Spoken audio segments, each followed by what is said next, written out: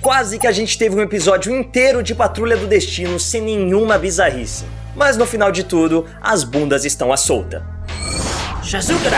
Chegamos ao 12º episódio de Patrulha do Destino, intitulado Patrulha do Ciborgue, e começamos exatamente onde terminamos o episódio anterior, com Victor Stone capturado e preso na Fazenda das Formigas. Formigas, falei igual o da Atena. Mas antes da nossa análise, vou pedir para você descer aqui, se inscrever no canal e clicar no sininho para ativar as notificações e não perder mais nenhum vídeo da Legião dos Heróis. Em Patrulha do Ciborgue, Victor Stone está preso em uma das celas da Fazenda das Formigas, ao lado do prisioneiro 722, que tem algumas regalias porque já está servindo o Burô da Normalidade, pelo que a gente vê ali há mais de 40 anos. E esse prisioneiro calha de ser ninguém menos que Flex Mentallo. Da mesma maneira que acontece nos quadrinhos, ele também é mantido prisioneiro na Fazenda das Formigas e ele tá ali com o cabelo gigante, com a barba grande, e a gente só descobre que esse cara é na verdade o Flex Mentallo quando eles são libertados e aí raspam o cabelo dele, cortam a barba e ele se revela ser o herói da praia. Não sei se isso ainda vai acontecer na primeira temporada de Patrulha do Destino, espero que sim,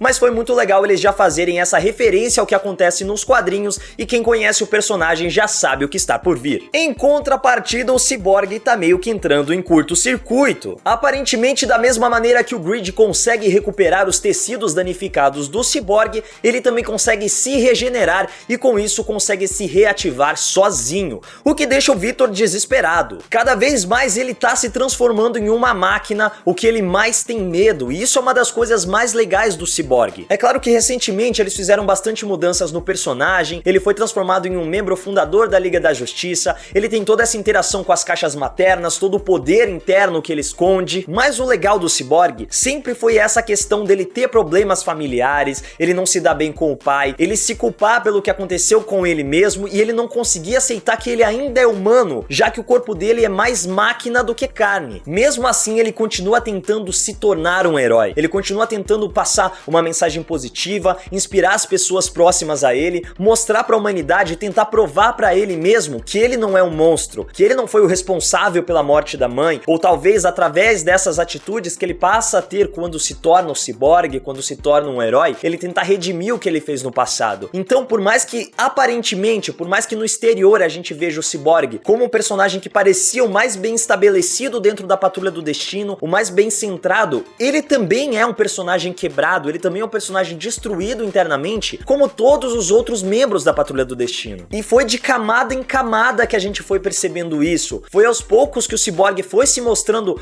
uma criança frágil dentro de um corpo de robô, dentro do corpo de um super-herói, como um cara já formado, como um cara já estabelecido como um super-herói. Tanto é que logo no começo desse episódio, quando a Patrulha do Destino descobre que o Ciborgue foi capturado, o Homem-Robô nem liga, ele fala, gente, é o Ciborgue, é o super-herói, ele vai dar um jeito de sair dessa. Só que a gente sabe que não, só que a Jane também sabe que não. Ele tá quebrado, ele tá destruído, ele precisa da ajuda daqueles que ele tentou ajudar no começo. E é talvez a primeira vez em Patrulha do Destino que a gente vê a equipe agindo como um time de fato. Eu gosto muito dessa evolução que eles conseguiram dar pra todos os personagens. A gente teve a evolução do Homem-Robô, da Jane, da Rita. Nesse episódio foi bastante do Ciborgue. E é uma coisa que jamais a gente ia conseguir fazer em um filme. Por mais que eu goste do filme da Liga da Justiça, não tem tempo suficiente pra gente desenvolver todas as nuances que o Ciborgue precisa ter desenvolvidas pra que a gente se relacione com o personagem, pra que a gente perceba o porquê ele é quebrado, pra que a gente entenda as motivações dele. Só a série consegue estender essa história, fazer com que a gente se apegue ao personagem e perceba por que ele é dessa maneira, o que ele passou pra chegar até ali. Eu gosto muito dessa representação do Ciborgue, e se alguém nunca conheceu as HQs da Patrulha do Destino, se alguém não é ligado nesse universo de super-heróis da DC, tá conhecendo esse grupo através da série, não tem como a pessoa dizer que o Ciborgue não faz parte da Patrulha do Destino nos quadrinhos também, porque tudo é construído de uma maneira tão coesa, é tudo tão bem amarrado nessa série que você olha e fala, cara, isso aqui foi tirado dos quadrinhos dessa maneira, não tem como isso não ter acontecido nos quadrinhos, sendo que na realidade o Ciborgue nunca fez parte da Patrulha do Destino nos quadrinhos. Então é o que a gente já falou em diversas análises de diversos episódios de Patrulha do Destino aqui no canal. Eles conseguem se manter muito fiéis aos quadrinhos, eles conseguem incorporar elementos que são cruciais na história da Patrulha do Destino, mas as mudanças que eles fazem também são muito benéficas para a história. Elas deixam toda a trama muito mais coesa e muito mais fácil de você digerir. Mas o Cyborg não vai fazer nada pirando lá dentro da Fazenda das Formigas. É por isso que a gente vê o plano da Patrulha do Destino sendo posto em prática quando Silas Stone chega na Mansão Destino. O próprio Larry fala no episódio que queria chamar o Silas para ver se ele tinha alguma ideia de como recuperar o Cyborg, mas a Rita e a Jenny foram categóricas em dizer que elas não confiam no Silas, que elas acham que o Silas pode estar mexendo alguma coisa na cabeça do Cyborg. Acontece que o Silas chegou lá por conta própria quando percebeu que o Grid estava passando por alguns problemas. E aí que o Silas descobre que o Grid foi transplantado, aliás, foi desligado do corpo do Cyborg e transferido para um computador físico mesmo, e aí a patrulha já não consegue mais mentir, tem que abrir o jogo pro pai do Cyborg. Juntos eles colocam um plano em prática de invadir a Fazenda das Formigas, mas o Silas traiu a equipe e eles foram capturados pelo Burô da Normalidade em troca da liberdade do Cyborg. Afinal de contas, o Darren Jones não vai conseguir fazer nada com o Cyborg fritando a cabeça lá dentro da cela. Só que é engraçado que a gente percebe que os personagens, mesmo depois de terem sido capturados, mesmo depois deles terem essa reação inicial de "Oh meu Deus, o Silas traiu a gente, que coisa", eles estão muito tranquilos pra quem foram capturados pelo Burô da Normalidade. Mesmo o Cliff, que tá lá discutindo, tentando provar que não é sucata, que ele é um robô de última tecnologia, que ele é um cara que tem sua serventia,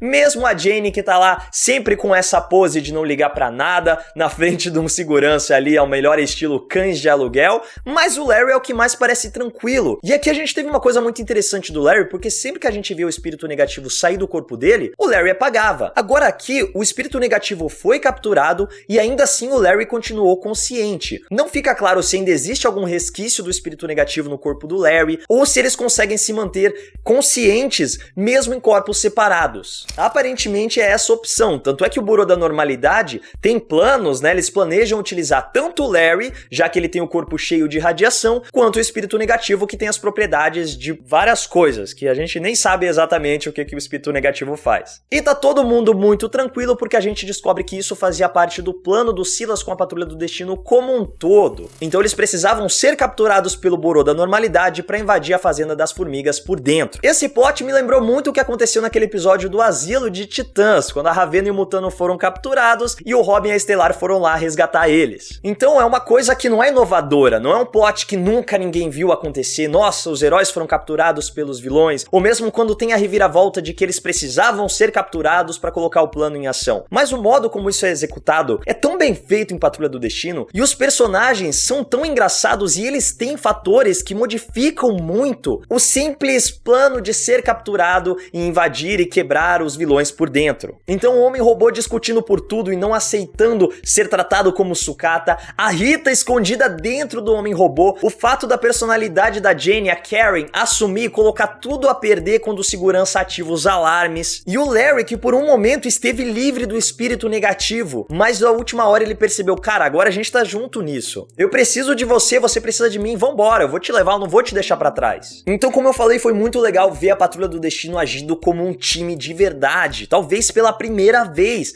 toda a equipe tava lá, agindo em conjunto. E eles de fato conseguiram quebrar a Fazenda das Formigas por dentro. Eles não iam deixar todas essas outras pessoas estranhas e bizarras pra trás, afinal de contas, eles fazem parte disso também. Eu inclusive acho que alguns daqueles personagens devem aparecer novamente no futuro da Patrulha do Destino. Mas tudo fica ainda mais bizarro quando eles liberam as bundas, que são simplesmente bundas.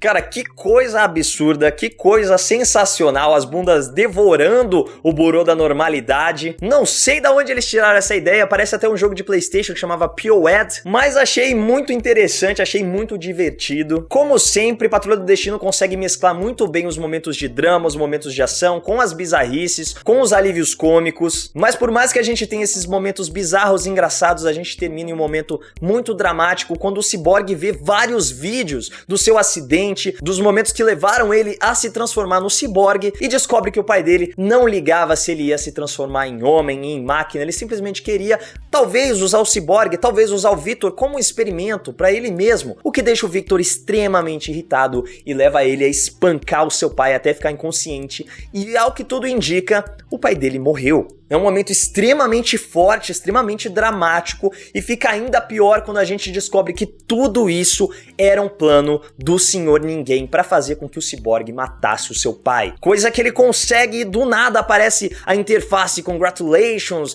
e o Senhor Ninguém aparece ali atrás dele e a gente tem um vislumbre de como o Alan Tudyk é um ator versátil. Porque quando ele deixa de lado a bizarrice, quando ele deixa de lado a comédia, a quebra da quarta parede, por mais que ainda estejam todos esses elementos presentes ali, a gente vê o quanto ele é amedrontador de verdade. A gente vê o poder do Senhor Ninguém. A gente vê como ele assusta, como ele não liga de eliminar as ameaças no caminho dele para colocar o plano dele em ação. E mais uma vez ele mostra, não venham atrás de mim. Vocês não sabem com o que vocês estão lidando. Eu mexi com a sua cabeça, eu fiz você matar o seu pai, eu posso fazer você fazer qualquer coisa que eu quiser. Do mesmo modo que aquela pintura que a filha do Carrasco fez, saiu da cabeça do Senhor Ninguém. Mas ele tá mostrando que ele pode transformar aquilo em realidade, o que ele já começou a fazer. Então talvez aquela pintura não seja o Grid, como a gente tinha especulado em algumas análises anteriores, não seja o ciborgue pirando, mas seja simplesmente o Senhor Ninguém mostrando o que vai acontecer caso eles não desistam de encontrar o chefe. Faltam 3 episódios para acabar a Patrulha do Destino, eu não sei como toda essa história vai terminar, a gente tem muitos elementos sendo apresentados, aquela história do Niles com aquela mulher primitiva pode levar ao surgimento da Dorothy Spinner, que é uma personagem muito conhecida da Patrulha do Destino nos quadrinhos, a gente tem todo o plano do chefe que precisa ser encontrado, tem o Senhor Ninguém, tem o Homem Mineral, Vegetal, Animal solto por aí, tem o Flex Mentalo, é muita coisa. Então eu não sei como eles vão fechar tudo isso em 3 episódios, mas eu confio em Patrulha do Destino porque até agora eles não falharam nenhuma vez e a série continua incrível. Se vocês gostaram desse episódio, se vocês gostaram dessa análise, não se esqueçam de comentar aqui embaixo e aproveitar para seguir a Legião dos Heróis nas nossas redes sociais. Aproveita e me segue lá também, Maidana LH. É isso, Legionários, e que a força esteja com vocês.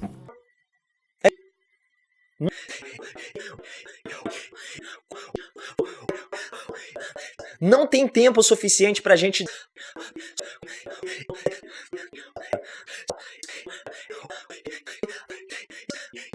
Oh, meu Deus!